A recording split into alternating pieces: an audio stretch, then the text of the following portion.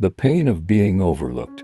Why they keep taking you for granted. Why do you give so much and still feel invisible? Why do the people you bend over backward for barely notice you're breaking? This is not a story about being too nice. It's a story about forgetting who you are in the name of being chosen. Because somewhere along the way you learned that being loved means being less of yourself. You're the one who always answers, the one who always adjusts, the one who makes room, forgives quickly, softens the blow, carries the emotional weight of relationships, even when no one asks you to.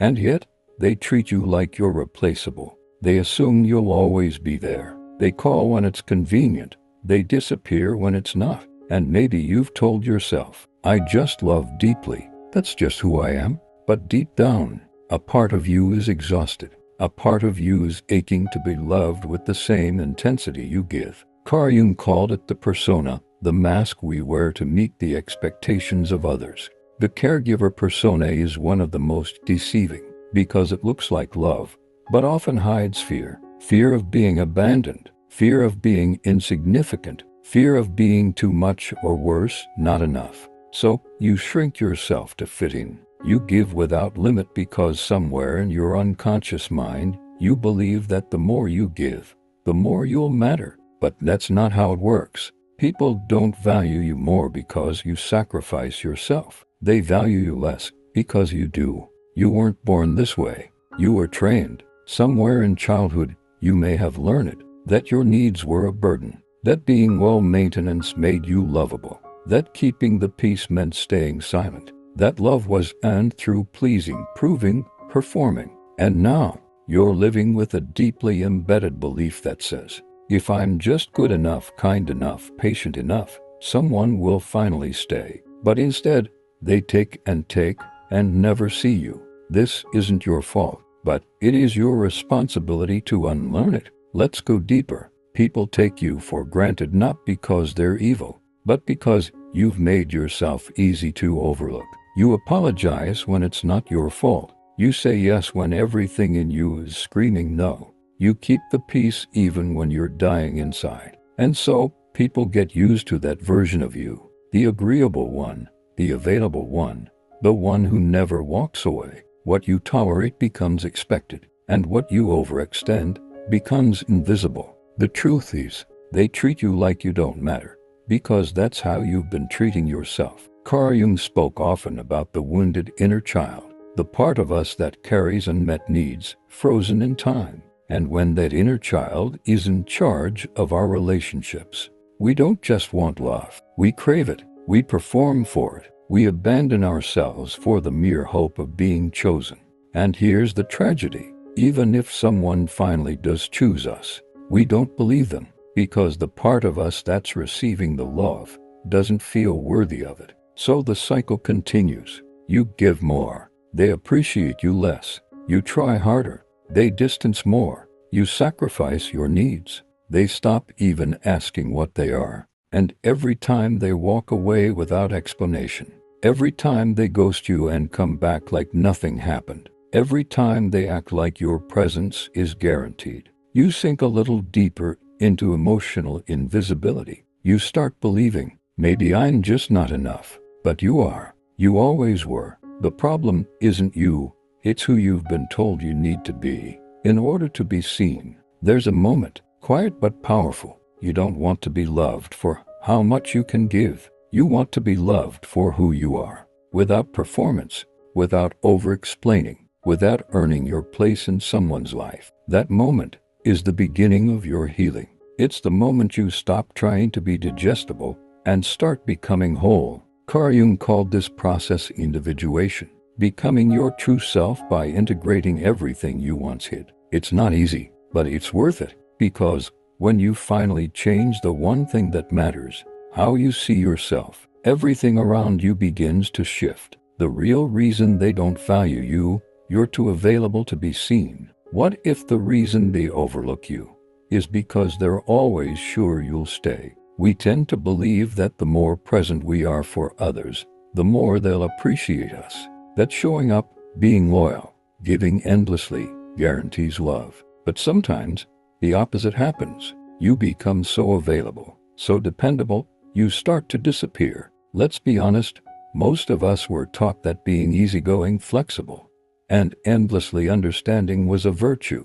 But in the world of human psychology, there's a hidden cost to being ever present. What is always available is rarely seen. What asked for nothing often receives nothing. Think about it. When someone knows you'll always say yes, they stop wondering what you truly need. When you never push back, they stop asking what your limits are. When you keep giving love unconditionally, they start thinking your love comes without cost. And that's when you begin to feel it, the slow, quiet erosion of your value in their eyes. Carl Jung believed that most of our behavior is driven by what lies unconscious, especially our need for love and validation. So what looks like kindness or patience on the surface might actually be an unconscious strategy to be needed, to be irreplaceable, to be safe, until you make the unconscious conscious. Jung wrote, "It will direct your life, and you will call it fate." So ask yourself, when you say yes to someone,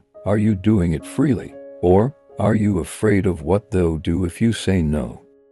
Here's the hard truth. The more accessible you are emotionally, physically, energetically, the more others may assume you have no boundaries. They may subconsciously think you have less value because you're always right there. Not because they're cruel, but because you've trained them to see you as a constant, not a choice. Scarcity creates value. Boundaries create respect. That's not manipulation. That's human psychology. You can still be loving, still be giving, but until people sense your limits, they don't know how to treasure you.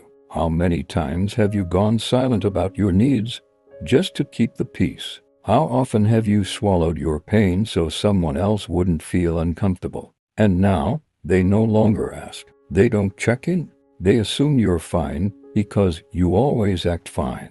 But inside, you're lonely. You're emotionally underfed. You feel like no one notices what it costs you to stay, and they won't until you stop pretending it doesn't hurt. Jung taught that when we deny a part of ourselves, our anger, our desire, our worth, we project that energy outward. In other words, when you don't recognize your own value, you attract people who don't either. When you deny your need to be seen, you draw in people who overlook you. And the scariest part, when someone finally does see you, you might not trust it, because when you've spent years teaching people to need you, you forget how to be wanted just as you are. Being available is not the same as being emotionally present or healthy. Availability without self-respect is just self-abandonment in disguise. You start ignoring your own needs to prove your loyalty. You tolerate behaviors that make your soul shrink.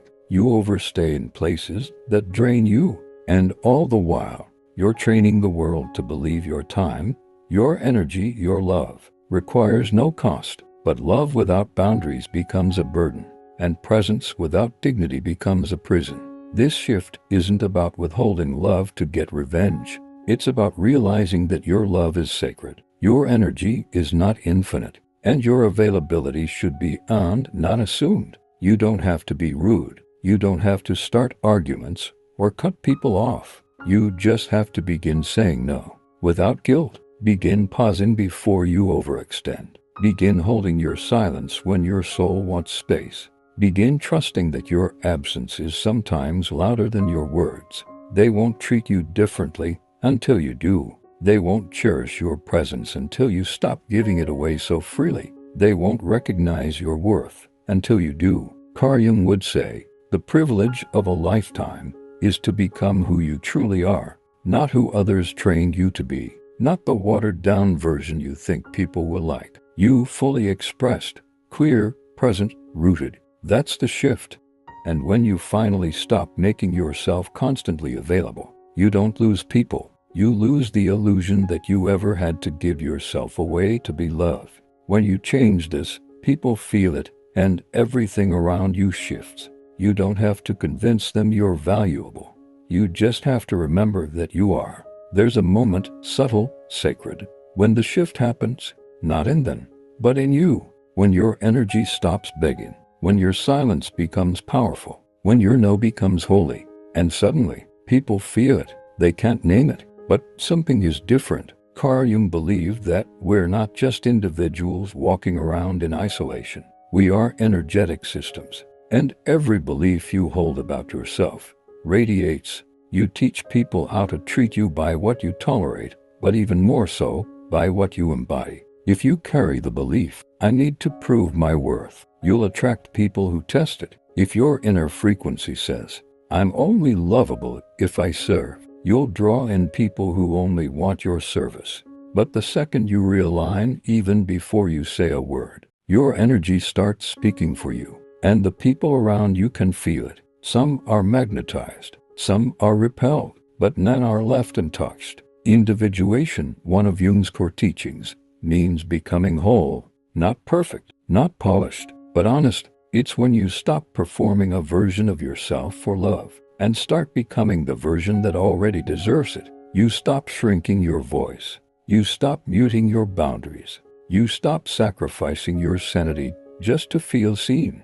And suddenly, the world responds, not with instant applause, but with clarity. You see who's drawn to your truth and who was only there for your performance. There's a radical shift that happens when you stop chasing connection out of need and start choosing relationships from a place of wholeness. You begin to say, I'm not available for half love. I'm not accessible to those who misuse my presence. I'm not here to earn basic respect. I am the standard. And suddenly, people stop playing with you. They either rise or retreat, but you no longer stay in limbo waiting for someone to value you. You've already decided what you're worth. You've heard them say it. You're different now. You're called. You don't care anymore. But here's the truth they're avoiding. You didn't become cold. You became clear. You stopped overgiving. You stopped over-explaining. You stopped leaking energy into relationships that treated your presence like a guarantee. And now they're uncomfortable because your old pattern, the one that served them, has died. This is how healing feels. Lonely at first, but liberating. When you're always shifting to keep others happy, you become shapeless. They don't know how to value you because you keep disappearing into what they want. But when you stop shape-shifting, when you become solid in your boundaries, your needs, your truth, you become unmistakable. You don't need to be loud. Your presence becomes louder than words. This is hard to accept. But the people around you aren't going to suddenly treat you better out of kindness or insight. They will keep doing what works until it no longer works. And that happens the day you stop betraying yourself, the day you stop apologizing for existing, the day you start walking away when your soul is shrinking, the day you stop offering yourself like a discount version of what someone else needs. That day, everything shifts. Real love, the kind you're craving, doesn't ask you to be less. It doesn't require you to be agreeable, available, easygoing, and endlessly patient. It welcomes your wholeness, your sharp edges, your silences, your sacred no. Carl Jung said, the most terrifying thing is to accept oneself completely, but it's also the most powerful, because the moment you accept yourself, not conditionally, not strategically, but fully, you stop needing others to do it for you. And then, when someone does love you, you won't question it. You'll recognize it. And when you change this, truly change it, people feel it. And the ones who were only feeding off your self-abandonment fall away. But the ones who are meant for your wholeness, they rise to meet you. This is what you deserve, how people treat you when you know who you are. You're not hard to love. You've just been loving from places that never taught you your worth. You've spent so long adjusting, shrinking, making yourself easy to keep. But the moment you remember who you are, everything changes, not just inside you, but around you, because people stop treating you based on their comfort and start meeting you where your standard begins. Carl Jung believed that the world you see is shaped by the world within. Your vision will become clear only when you can look into your own heart, he said. The truth is this: when you change your inner reality, your outer reality has to follow. You begin to embody a deeper presence, not one that demands attention, but one that commands respect. You're no longer looking for validation. You are the validation. You walk into a room, and people feel it. Your posture says it before your mouth does. I know what I bring. I know what I'm worth. I don't negotiate with my dignity anymore. Here's what happens when you truly know who you are. You don't over-explain yourself. You don't chase closure. You don't try to earn love. You receive it, or you walk away. You don't fear silence. You rest in it. You become a mirror. Those who are aligned with truth are drawn in. Those who feed off your confusion flee. And you finally stop abandoning yourself. Not everyone will rise to meet you. And that's the point. There's a quiet grief in this chapter, because the stronger you become, the more you lose.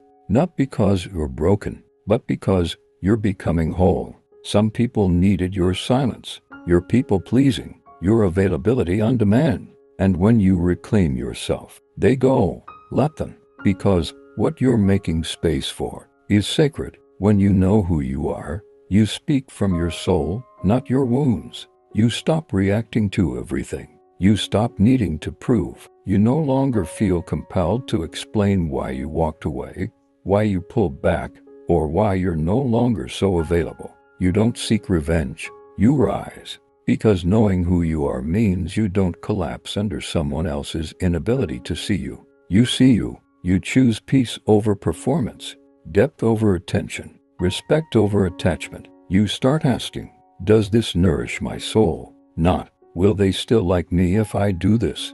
This is what love looks like when you're whole. When you know who you are, your relationships change. You attract people who listen, who respect your no, who don't need to be chased to show up, who feel safe in your strength, not threatened by it. You begin to experience a kind of love that doesn't require your exhaustion, that doesn't ask you to bleed to be believed. A love that says, I see you, all of you, and you're enough. And the wildest part, you no longer need that love to feel complete. You welcome it, but your worth is no longer on trial. Your power isn't in being loved, it's in being true. Carl Jung said, the privilege of a lifetime is to become who you truly are. And now you're doing it. You're not pretending. You're not hiding. You're not bending to be palatable. You're not for everyone, but you were never supposed to be. And when you change this, you're no longer haunted by the fear of being left, because you've already chosen yourself. You no longer settle,